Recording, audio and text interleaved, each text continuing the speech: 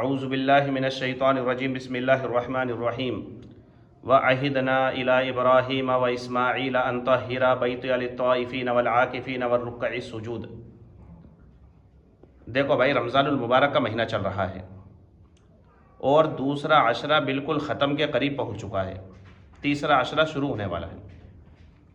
یوں فرمایا ویسے تو پورا رمضان المبارک فضیلتوں کا مہینہ ہے، لیکن آخری عشرہ جو ہوتا ہے وہ فضیلتوں کے اعتبار سے بڑا ہوا ہے، کیونکہ شب قدر اسی آخری عشرے کے اندر آتی ہے اور اعتکاف جیسی عبادت بھی اسی عشرے کے اندر آتی ہے۔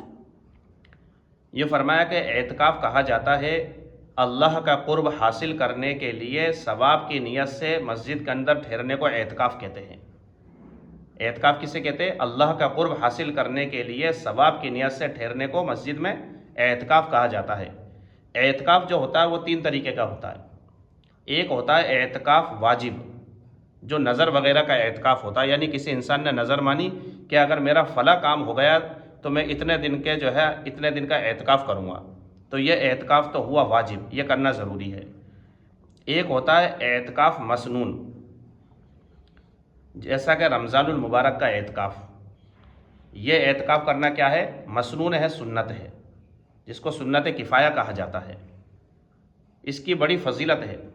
اس کا وقت جو شروع ہوتا ہے 20 رمضان مکمل ہونے کے بعد، جیسے ہی غروب آفتاب ہوا جب سے اس کا وقت شروع ہو جاتا ہے، اور شوال کی پہلی تاریخ تک، یعنی تاریخ شروع ہونے سے پہلے تک اس کا وقت ہے۔ سمجھ میں آ رہی ہے نا؟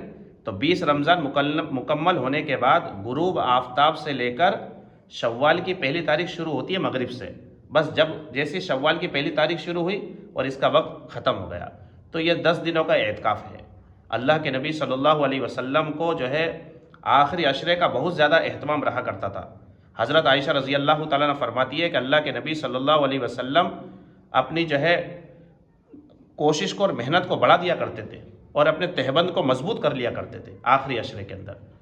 ہاں، یوں فرمایا کہ آپ کو اتنا اہتمام تھا کہ ایک مرتبہ آپ صلی اللہ علیہ وسلم سفر میں چلے گئے کہیں، تو اگلے سال آپ صلی اللہ علیہ وسلم نے بجائے 10 دن کے 20 دن کا اعتکاف کیا ہے، اور جس سال آپ کا وصال ہوا اس سال میں بھی آپ صلی اللہ علیہ وسلم نے ہر سال رمضان میں قرآن کا دور کیا کرتے تھے، اس سال ڈبل قرآن کا دور کیا، اور اس سال 20 دن کا اعتکاف کیا۔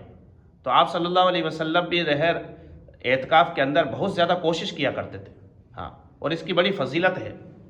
تو اعتکاف کرنے والا یوں فرمایا کہ گناہوں سے پاک رہتا ہے، چاہے وہ اعتکاف کی حالت کے اندر چاہے وہ آرام کر رہا ہو، چاہے وہ قرآن کی تلاوت کر رہا ہو، یا وہ چپ چاپ بیٹھا ہو، ہر وقت اس کی نیکی لکھی جاتی ہے اور ہر وقت وہ عبادت کے اندر کیا ہوتا ہے؟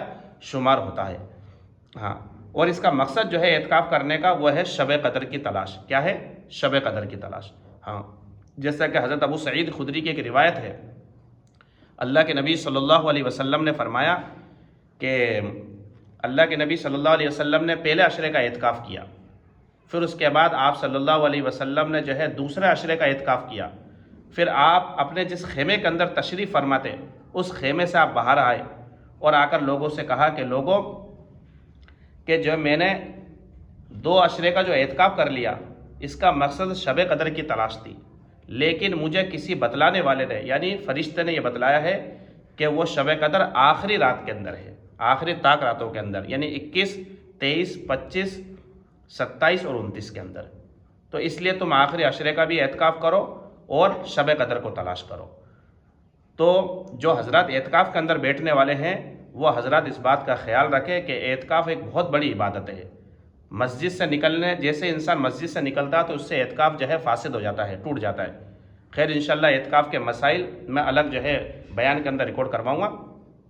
ابھی یہاں پر یہ سمجھنے کی بات ہے کہ اعتکاف کی فضیلت بہت زیادہ ہے، اور ہمارے نبی صلی اللہ علیہ وسلم کو اس اعتکاف کا خاص اہتمام رہا کرتا تھا، اور یہ اعتکاف سنت کفایہ ہے۔ تو جو حضرات اعتکاف کر رہے ان کو اللہ تعالیٰ صحیح طریقے سے اعتکاف کرنے کی توفیق دے، آمین۔ وآخر دعوانا الحمدللہ رب العالمین۔